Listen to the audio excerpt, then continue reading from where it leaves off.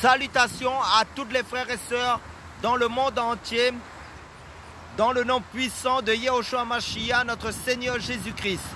Je suis le frère ACL de l'île de la Réunion, je suis dans le sud de l'île de la Réunion. Nous sommes dans la région de Bastia de l'île de la Réunion, dans le sud de l'île de la Réunion.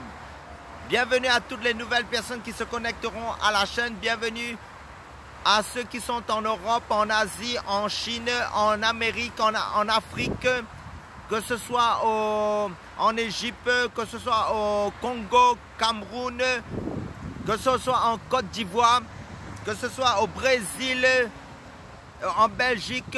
Si vous êtes connecté à la chaîne et si je n'ai pas énoncé votre pays que vous êtes connecté, soyez les bienvenus sur la chaîne. Vous êtes chez vous. Sentez-vous à l'aise sur cette chaîne pour commenter aussi si vous avez à cœur de commenter. Car sur cette chaîne, pour introduire un peu, nous faisons que parler du Seigneur Jésus-Christ, notre Seigneur Yehoshua Mashiach, pour édifier, pour consolider, pour fortifier, pour maintenir les frères et les sœurs, éveiller spirituellement ceux qui sont déjà dans la course en Jésus-Christ, dans la vie de prière, dans la vie de la méditation de la parole de Dieu et d'être comme des chrétiens de Béret qui vérifient les écritures bibliques par soi-même et pour se nourrir, pour se délecter à la nourriture spirituelle qui est salutaire, vitale pour notre âme, pour le salut éternel de notre âme en Jésus-Christ. Pour que nous soyons édifiés, construits en Jésus-Christ. Donc nous allons prendre un passage dans l'évangile de Matthieu, le chapitre 11, qui nous dit: lorsque Jésus eut achevé de donner ses instructions à ses 12 disciples, il partit de là pour enseigner, prêcher dans les villes du pays. Jean, c'est-à-dire Jean-Baptiste, ayant entendu parler dans sa prison des œuvres du Christ, lui fit dire par ses disciples: es-tu celui qui doit venir ou devons-nous en attendre un autre? Jésus leur répondit: allez rapporter à Jean ce que vous entendez, ce que vous voyez. Les aveugles voient, les boiteux marchent, les lépreux sont purifiés, les sourds entendent, les morts ressuscitent et la bonne nouvelle est annoncée aux pauvres. Heureux celui pour qui je ne serai pas une occasion de chute. Comme il s'en allait, Jésus se mit à dire à la foule au sujet de Jean, c'est-à-dire Jean-Baptiste: qu'êtes-vous allé voir au désert? Un roseau agité par le vent, mais qu'êtes-vous allé voir? Un homme vêtu d'habits précieux? Voici ceux qui portent des habits précieux sont dans les maisons des rois. Qu'êtes-vous donc allé voir? Un prophète? Oui, vous dis, j'ai plus qu'un prophète, car c'est celui dont il est écrit: voici, j'envoie mon messager devant ta face pour préparer ton chemin devant toi. Je vous le dis en vérité, parmi ceux qui sont nés de femmes, il n'y en a point paru de plus grand que Jean-Baptiste. Cependant, le plus petit dans le royaume des cieux est plus grand que lui.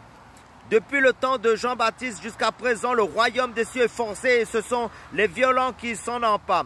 Car tous les prophètes et la loi ont prophétisé jusqu'à Jean. Et si vous voulez le comprendre, c'est lui qui est l'Élie qui devait venir, que celui qui a des oreilles pour entendre. À qui comparerait cette génération? Elle ressemble à des enfants assis dans des places publiques et qui, s'adressant à d'autres enfants, disent: nous vous avons joué de la flûte et vous n'avez pas dansé. Nous avons chanté des complaintes et vous ne vous êtes pas lamentés. Car Jean est venu ne mangeant ni ne buvant et ils disent: il a un démon. Le Fils de l'homme est venu mangeant et buvant et ils disent: c'est un mangeur et un buveur, un ami des publicains et des gens de mauvaise vie. Mais la sagesse a été justifiée par ses œuvres.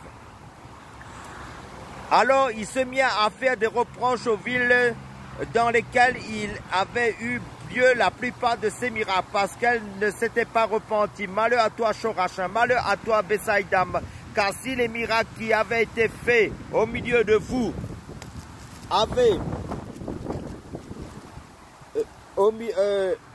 si les miracles qui avaient été faits au milieu de vous avaient été faits d'entier dans Sidon, il y a longtemps qu'elle se serait repentie en prenant le sac et la cendre. C'est pourquoi je vous le dis, au jour du jugement, Tyr et Sidon seront traités moins rigoureusement que vous. Et toi, Capernaum, seras-tu élevé jusqu'au ciel?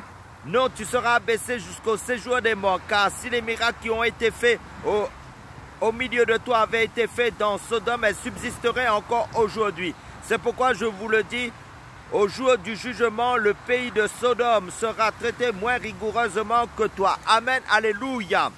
Donc là, nous voyons que Jésus-Christ fait l'éloge de Jean-Baptiste. Jésus-Christ témoigne de Jean-Baptiste.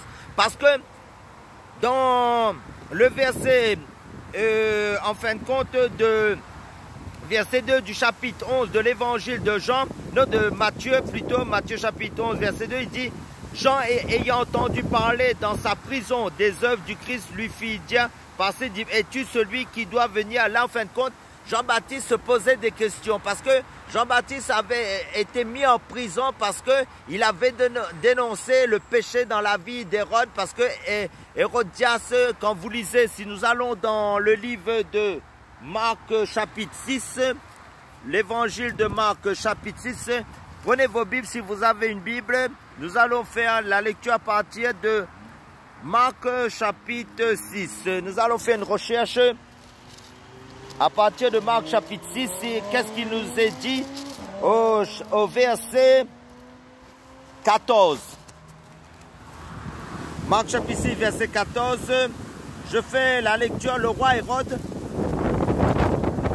entendit parler de Jésus dont le nom était devenu célèbre et il dit, Jean-Baptiste est ressuscité des morts et c'est pour cela qu'il se fait par lui des miracles. D'autres disaient c'est Élie et d'autres disaient c'est un prophète comme l'un des prophètes. Mais Hérode en apprenant cela disait, ce Jean que j'ai fait décapiter, c'est lui qui est ressuscité, car Hérode lui-même avait fait arrêter Jean et l'avait fait lier en prison à cause d'Hérodias, femme de Philippe, son frère, parce qu'il l'avait épousé, et que Jean-Baptiste lui disait, il ne t'est pas permis d'avoir la femme de ton frère. Hérodias était irrité car Jean contre Jean et voulait le faire mourir, mais elle ne le pouvait pas, car Hérode craignait Jean, le connaissant pour un homme juste et saint. Il le protégeait et après l'avoir entendu, il était souvent perplexe et l'écoutait avec plaisir.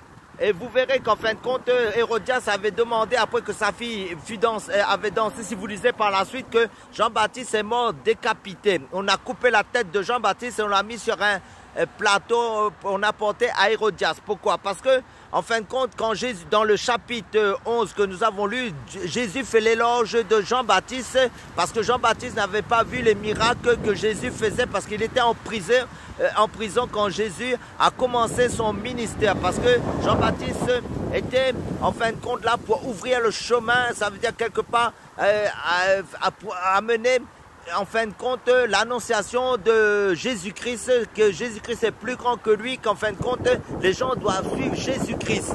Et en fin de compte, il a prêché Christ, en fin de compte, parce qu'en voyant Jésus, il a dit, voici l'agneau de Dieu qui ôte le péché du monde. Et les disciples qui suivaient, qui étaient avec Jean-Baptiste, ils ont suivi par la suite Jésus-Christ. Mais maintenant, beaucoup n'ont pas cru. C'est pour ça qu'il parlait qu'en fin de compte, les gens étaient indifférents. Il y a certains qui croyaient et d'autres ne croyaient pas.